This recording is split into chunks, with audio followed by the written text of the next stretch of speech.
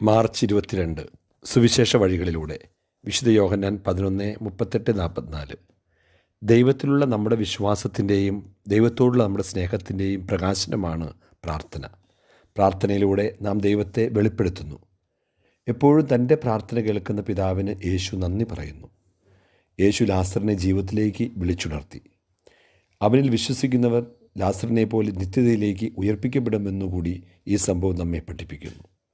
മനുഷ്യത്വത്തെ ഉയർത്താൻ വേണ്ടിയാണ് യേശു മനുഷ്യനെ അവതരിച്ചത്. മറ്റുള്ളവരുടെ പാപങ്ങൾ പരിഹരിക്കാൻ മനുഷ്യനെ ദൈവം ബലപ്പെടുത്തിയിട്ടുണ്ട്. അത് നമ്മുടെ ജീവാർപ്പണം വഴിയാണ് സംഭവിക്കുക. ഏത് അടയ്ക്കപ്പെട്ട കല്ലറയ്ക്കകത്തു നിന്നും പുറത്തേക്ക് നമ്മെ കൊണ്ടുവരുവാൻ കഴിവുള്ള ഒരു ദൈവം നമുക്കുണ്ട്.